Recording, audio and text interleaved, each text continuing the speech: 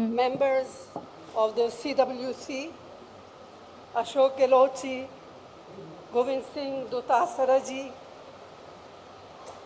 friends and colleagues who have come from different parts of the country, I would like to add my welcome to you too. इसको थोड़ा पीछे करना।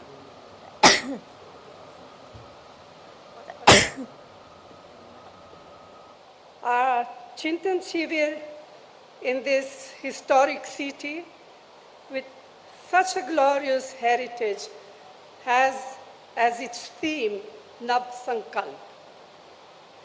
It gives us an opportunity to discuss amongst ourselves the numerous challenges that the country is facing as a result of the policies of the BJP and of the RSS and its affiliates.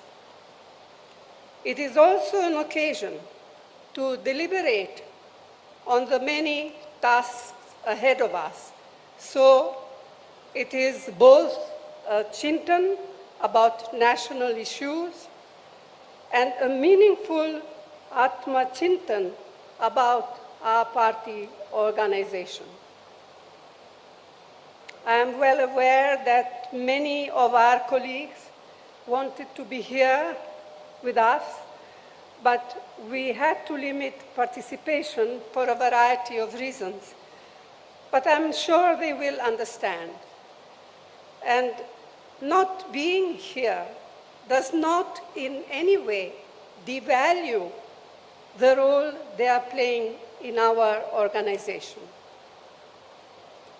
Friends, by now it has become abundantly and most painfully clear what Prime Minister Modi and his colleagues really mean by their frequently repeated slogan, maximum governance, minimum government.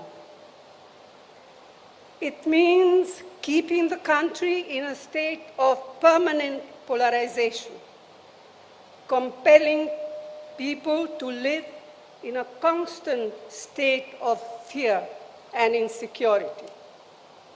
It means viciously targeting, victimizing, and often brutalizing minorities who are an integral part of our society and are equal citizens of our republic.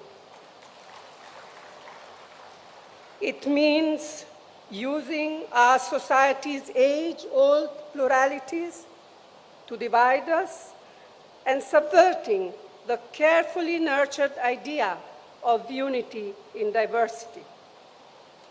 It means threatening and intimidating political opponents, maligning their reputation, jailing them on flimsy pretext, misusing investigative agencies against them. It means eroding the independence and professionalism of all institutions of democracy. It means the wholesale reinvention of history, the constant denigration of our leaders, especially Jawaharlal Nehru, and the systematic moves to distort, deny, and destroy their contributions, their achievements, and their sacrifices. It means glorifying the killers of Mahatma Gandhi and their ideologues.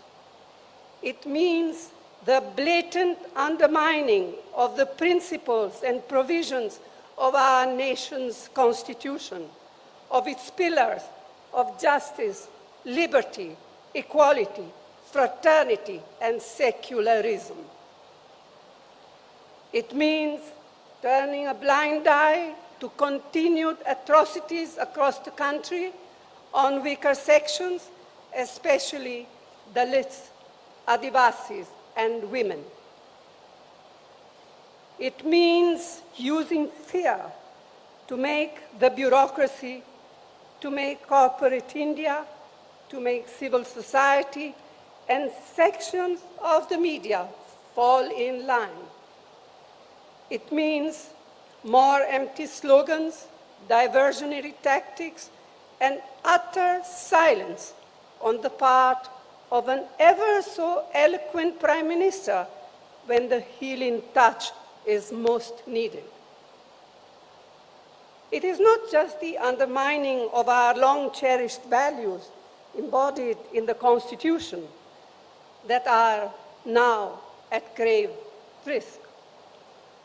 The fires of hatred and discord that are being ignited have taken a heavy toll on people, on their lives. This is having serious social consequences, much more serious than we can even imagine. The vast majority of Indians want to live in an atmosphere of peace, of amity and harmony. The BJP, its cohorts and surrogates, want to keep people in a state of perpetual frenzy and conflict. They constantly provoke, instigate, and inflame. We have to combat this growing virus of divisiveness that is being maliciously and mischievously spread. This we must do at all costs.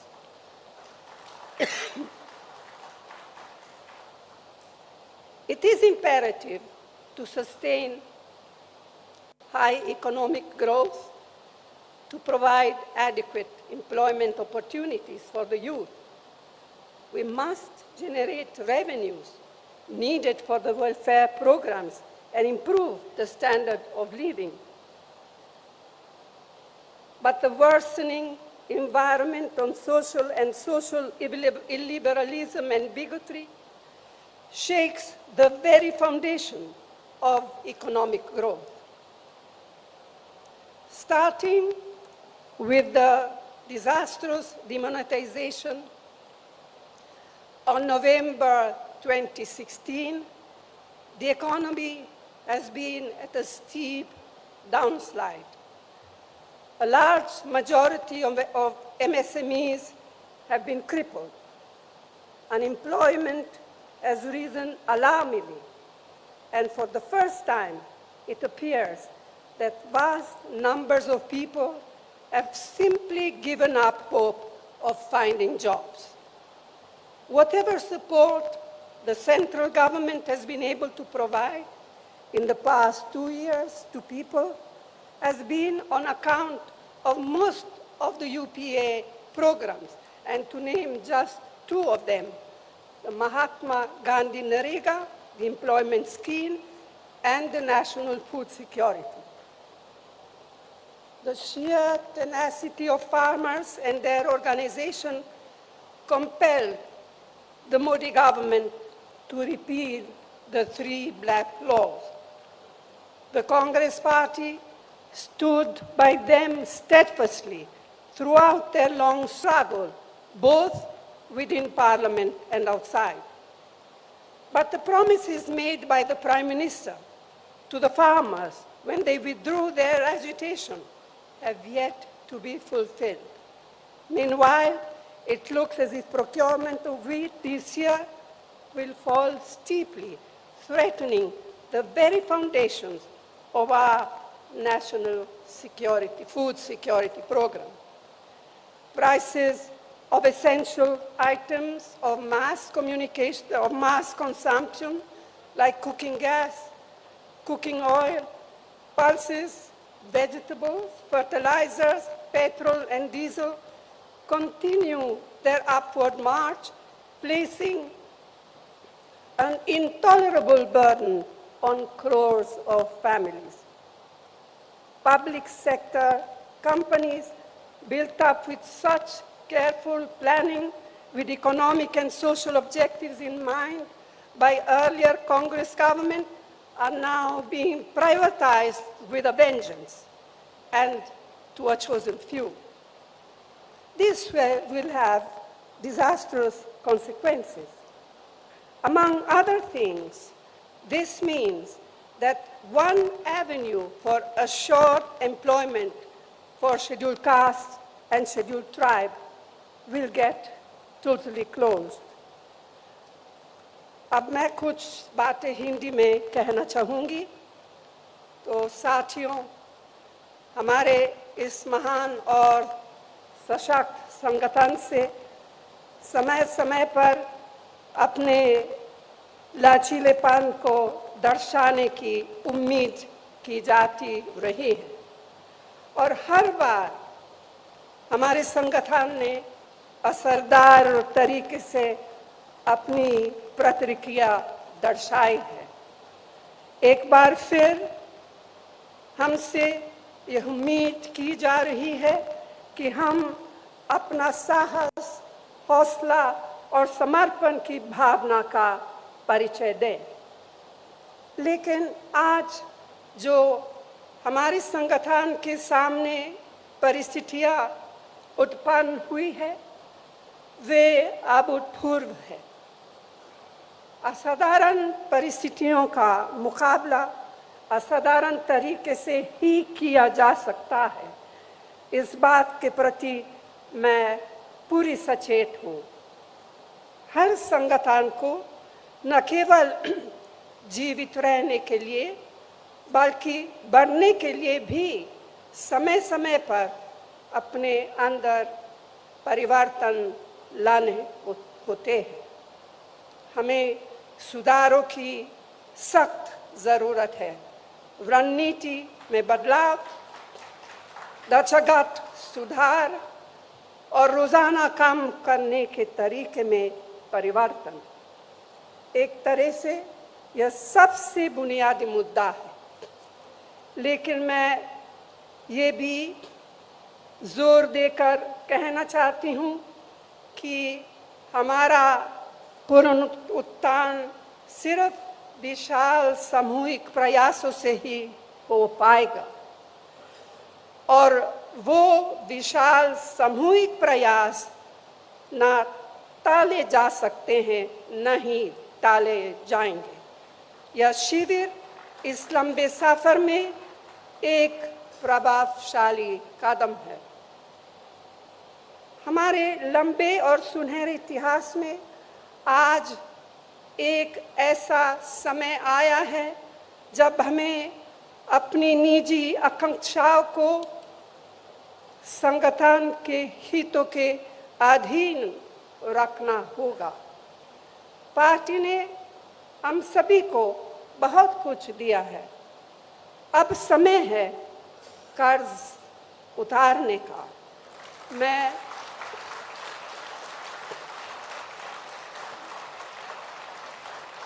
मैं समझती हूँ इससे आवश्यक और कुछ नहीं है।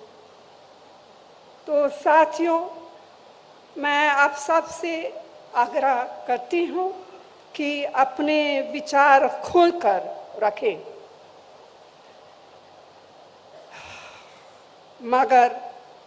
मगर बाहर सिर्फ एक ही संदेश जाना चाहिए: संगठन की मजबूती, दृढ़ निश्चय और एकता का संदेश। यह निश्चय बरकरार रखना होगा। हाल में मिली नाकामयाबियों से हम बेखबर नहीं हैं, न ही हम बेखबर है उस संघर्ष से या उस संघर्ष की कठिनाइयों से जिसे हमें करना है और जीतना है। लोगों की हमसे जो उम्मीदें हैं उनसे हम अनजान नहीं हैं। व्यक्तिगत और सामूहिक रूप से यह प्रण लेने के लिए हम एकत्रित हुए हैं।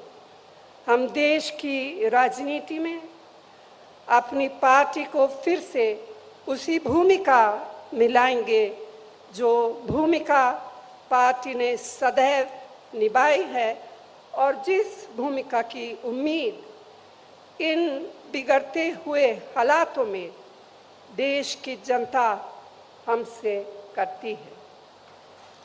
हम यहाँ पूरी विनम्रता के साथ आत्मा निरीक्षण तो कर रहे हैं, लेकिन आज हम तय करें कि जब हम यहाँ से निकलेंगे तो हम एक नए आत्मविश्वास, एक नई ऊर्जा के साथ और एक नई प्रतिबद्धता से प्रेरित होकर निकलेंगे।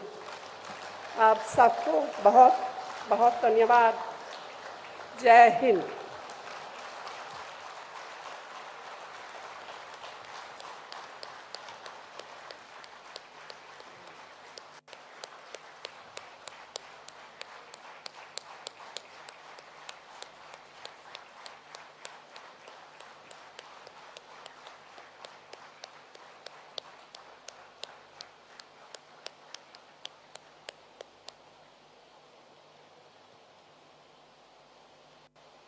कांग्रेस अध्यक्षा के इस प्रेरणादायक उद्बोधन और मार्गदर्शन के लिए हम सब लोग इनका धन्यवाद करते हैं और हम लोगों को पूरी आशा है कि इस नव संकल्प शिविर से ही हम लोगों का आगे का रास्ता शुरू होगा। मैं अब आप सब लोगों से अनुरोध करता हूं कि कृपया अपने अपने सब्जेक्ट मैटर के रूम्स में आप सबके सब लोग प्रस्थान करें और वहां पर हम लोगों का चिंतन अब शुरू होगा। धन्यवाद।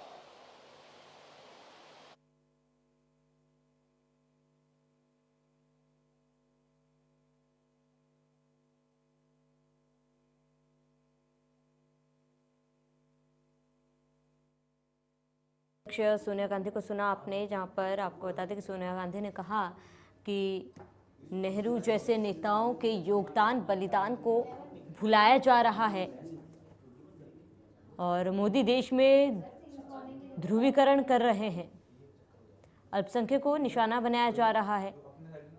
और ये तमाम बड़ी बातें सोनिया गांधी ने अपने संबोधन में कही। लोकतंत्र के सभी संस्थानों को बर्बाद किया जा रहा है, महात्मा गांधी के हत्यारों का गुणगान हो रहा है। तो आपको बता दें, नव संकल्प शिविर का आयोजन हो रहा है। 3 दिवसीय ये शिविर, तमाम बड़े डेलीगेट्स शामिल हो रहे हैं और मोदी देश में ध्रुवीकरण कर रहे हैं। आपको बता दें कि कांग्रेस अध्यक्ष सोनिया गांधी का संबोधन आपने सुना।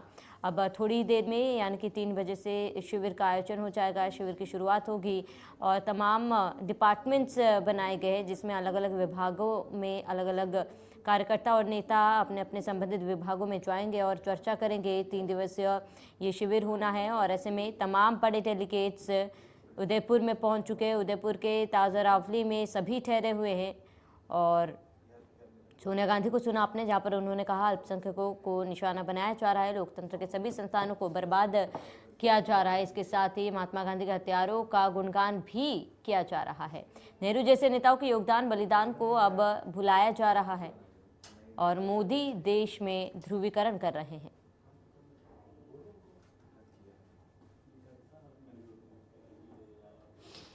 तो विपक्षी पार्टियों के नेताओं को लेकर सोनिया गांधी ने कहा कि लोकतंत्र के सभी संस्थानों को बर्बाद किया जा रहा है और महात्मा गांधी के हत्यारों का गुणगान हो रहा है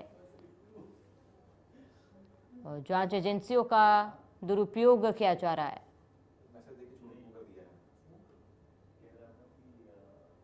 तो मोदी देश में ध्रुवीकरण कर रहे हैं और विपक्षी पार्टियों के नेताओं को निशाना बनाया जा रहा है। तो लोकतंत्र के सभी संस्थानों को बर्बाद किया जा रहा है, महात्मा गांधी के हत्यारों का गुणगान हो रहा है।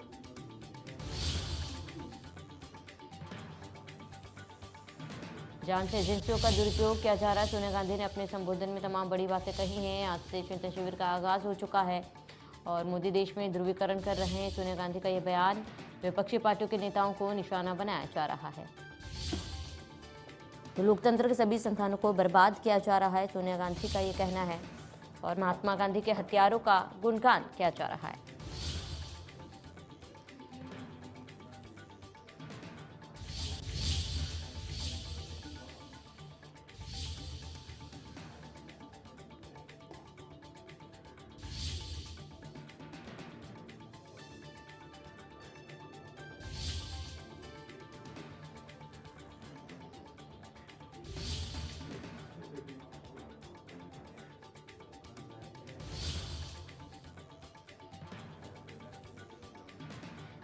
बड़ी जानकारी आपको बता दें, आज से 3 दिवसीय चिंतन शिविर का आगाज हो चुका है। ऐसे में मोदी देश में ध्रुवीकरण कर रहे सोनिया गांधी ने अपने संबोधन में कहा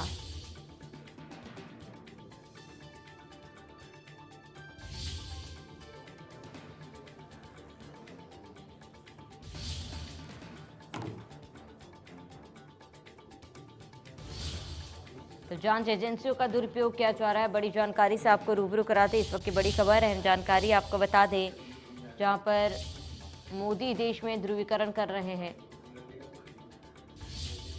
और विपक्षी पार्टियों के नेताओं को निशाना बनाया जा रहा है। तो लोकतंत्र के सभी संस्थानों को बर्बाद किया जा रहा है। महात्मा गांधी के हथियारों का गुणगान हो रहा है।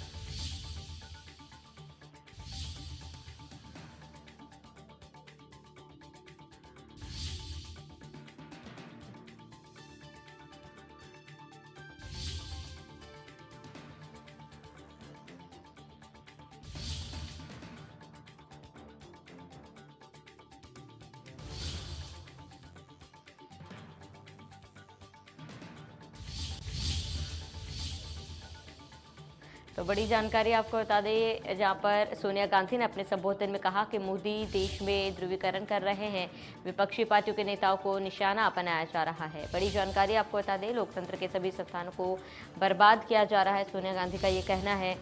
और महात्मा गांधी के हथियारों का गुणगान भी किया जा रहा है।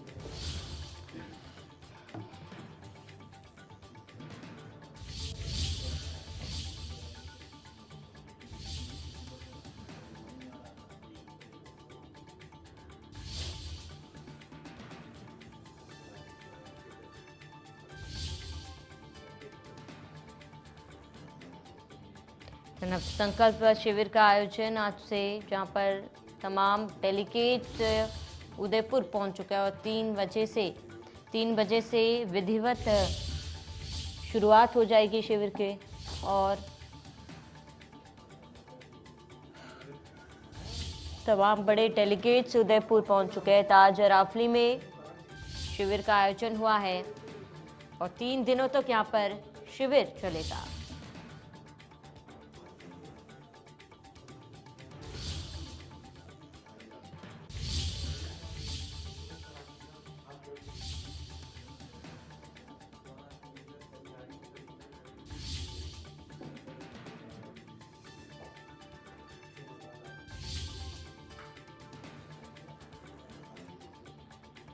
बड़ी जानकारी आपको बताते हैं, जहां पर सोनिया गांधी ने कहा हमें बंटवारे की राजनीति का मुकाबला करना होगा, जांच एजेंसियों का दुरुपयोग किया जा रहा है। ये सोनिया गांधी के संबोधन की तमाम बड़ी बातें आपको बता रहे हैं, जहां पर सोनिया गांधी ने कहा कि विपक्षी पार्टियों का दुरुपयोग किया जा रहा है, मोदी देश में ध्रुवीकरण कर रहे हैं। और इसके साथ ही सोनिया गांधी ने कहा कि बीजेपी देश में उन्माद फैला रही है, तो नफरत की आग भड़काई जा रही है। सोनिया गांधी ने ये अपने संबोधन में कहा है और कहा कि हमें बंटवारे की राजनीति का मुकाबला करना होगा, तो जांच एजेंसियों का दुरुपयोग हो रहा है। सोनिया गांधी का ये बयान, सोनिया गांधी ने अपने संबोधन में कहा कि जांच एजेंसियों का दुरुपयोग किया जा रहा है।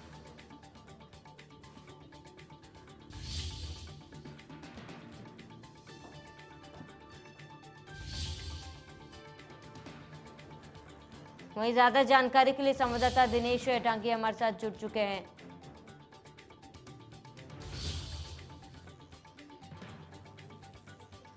तो बड़ी जानकारी आपको बता रहे हैं, इस वक्त की बड़ी खबर, अहम जानकारी से आपको रूबरू करा दे, जहां पर सोनिया गांधी ने कहा कि मोदी देश में ध्रुवीकरण कर रहे हैं और बीजेपी देश में उन्माद फैला रही है।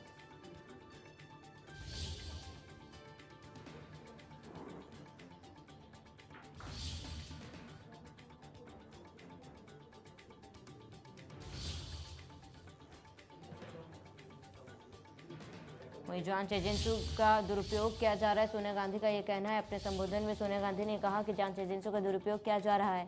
मोदी देश में ध्रुवीकरण कर रहे हैं और बीजेपी देश में उन्माद फैला रही है।